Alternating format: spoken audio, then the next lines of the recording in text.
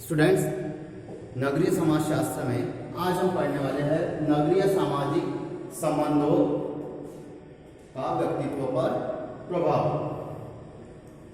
नगर की जो व्यवस्था है या नगरीकरण के कारण किसी व्यक्ति के या हमारे व्यक्तित्व अर्थात स्वभाव पर किस प्रकार का प्रभाव हो रहा है, आज हम उसका अध्ययन करने वाले हैं। नगर विविधता के केंद्र, आकर्षण के केंद्र, सभी सुविधाओं के केंद्र, जहाँ की जनसंख्या अधिक हो, जहाँ के लोगों का व्यवसाय कृषि कर्म के अतिरिक्त नौकरी करना, व्यवसाय करना, शासकीय अशासकीय प्रकार की नौकरियाँ और अन्य हो। तो अब हम नगर के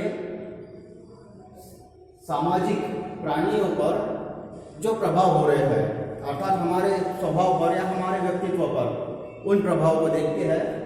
तो उसमें सबसे पहला प्रभाव है व्यक्तिवाद की भावना। व्यक्तिवाद की भावना अर्थात स्वार्थीपन।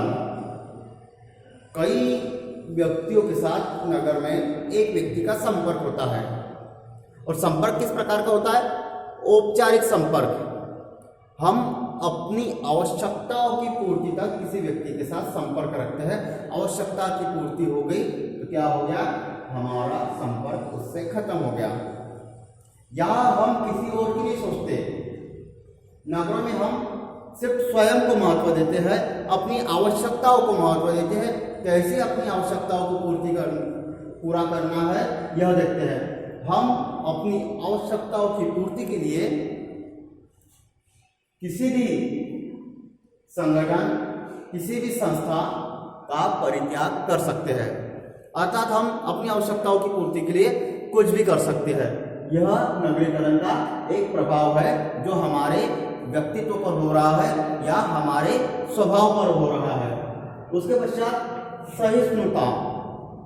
हमें पता है कि नगर की स्थितियां क्या है, यहाँ कैसी जटिलता है, कैसे हालात है।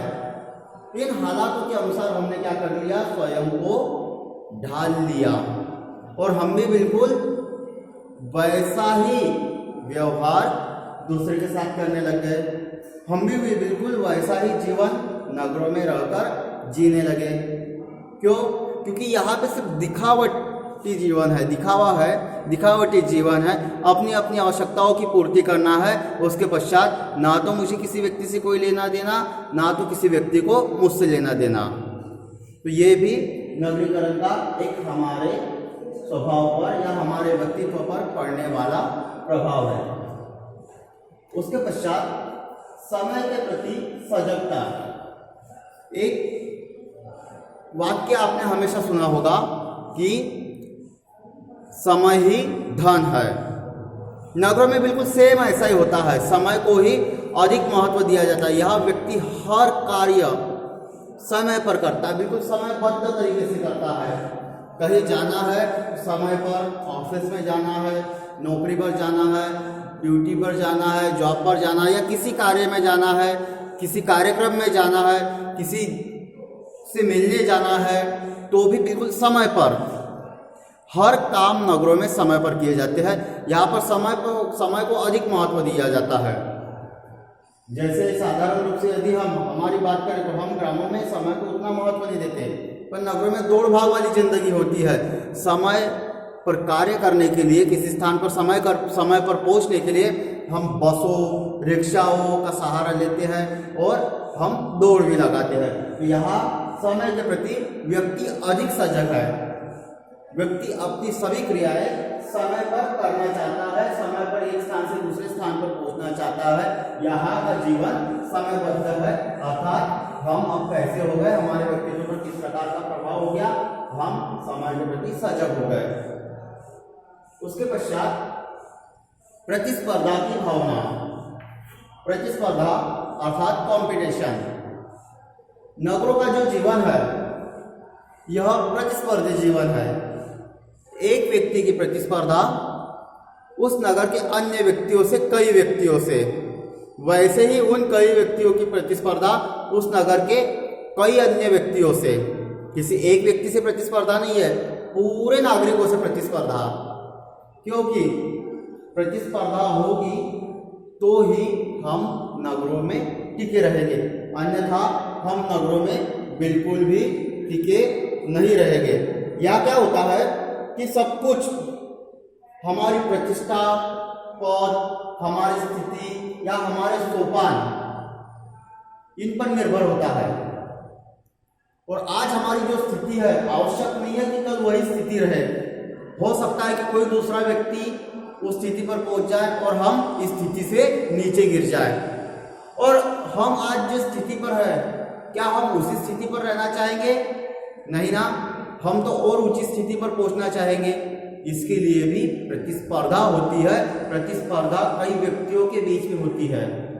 उन प्रतिस्पर्धाओं को पार कर, प्रतिस्पर्धी जीवन व्यतीत कर यहाँ हम अपने जीवन को गुजारते हैं, व्यतीत करते हैं। तो नगरों में क्या होती है? प्रतिस्पर्धा की भावना होती है। यदि प्रतिस्पर्धा नहीं होगी तो हमारा जीवन अच्छे से सुचारू नहीं रह पाएगा, सुचारू नहीं हो पाएगा। हमें कई दिक्कतों, कई मुसीबतों, कई परेशानियों का सामना करना पड़ेगा। उसके पश्चात गोपनीयता। हमारे स्वभाव में गोपनीयता आने लगी। गोपनीयता किस प्रकार से? यदि मैं कोई कार्य कर रहा हूं तो उस कार्य के बारे में मेरे सबसे निकट के मित्र को भी जानकारी नहीं होती। बिल्कुल उस कार्य के बारे में जानकारी मुझे ही है। उस कार्य के बारे में क्या करना है, कैसे करना है, कौन सा कार्य है, यह सिर्फ मुझे पता है, मेरे सिवा किसी अन्य को नहीं। यहाँ तक कि मेरे घनिष्ठ मित्र को भी नहीं। यहाँ हम अपनी हर चीजों को व्यक्तिगत समझते हैं, पर्सनल समझते हैं और किसी के साथ साझा नहीं करते। अपने जीवन में घटित होने वाले हर घटनाओं को हम व्यक्तिगत रखना चाहते हैं। छोटे से स्तर से लेकर बड़े से बड़े स्तर तक की बातों को नगरों में व्यक्तिगत रखा जाता है। व्यक्तिगत अर्थात गोपनीय रखा जाता है। किसी के साथ साझा नहीं किया जाता, किसी मित्र, किसी रिश्तेदार के साथ साझा नहीं किया जाता। तो गोपनीयता भी हमारे व्यक्तित्व में सम्मिलित हो रही है। किसके कारण? नगरीकरण के कारण।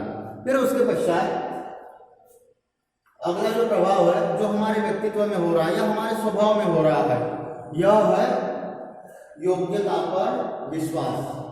व्यक्ति क्या है इस चीज को महत्व नहीं दिया जाता। उसकी सुंदरता, उसकी बॉडी लैंग्वेज, उसकी शारीरिक बनावट, इस चीज को अधिक महत्व नहीं दिया जाता।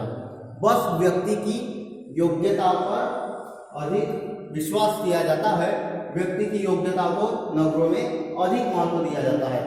उदाहरण ले लेते हैं हम एक शासकीय कार्यालय का। शासकीय कार्यालय में यह महत्वपूर्ण नहीं रहेगा, नगरों में जो शासकीय कार्यालय होते हैं वहां पर यह महत्वपूर्ण नहीं रहेगा कि एक अधिकारी अपने अधीनस्थ लिपिक या अधीनस्थ भृत्य या अधीनस्थ अन्य अधिकारी के साथ कैसा या अपने समकक्ष अन्य अधिकारी के साथ कैसा व्यवहार करता है या उनके सामाजिक व्यवहार क्या है। यहाँ पर उनका व्यवहार उस व्यक्ति की योग्यता को देखकर ही किया जाएगा। यदि व्यक्ति में योग्यता है, कार्य कुशल है, कार्य में दक्ष है, तो उसको अधिक महत्व दिया जाएगा।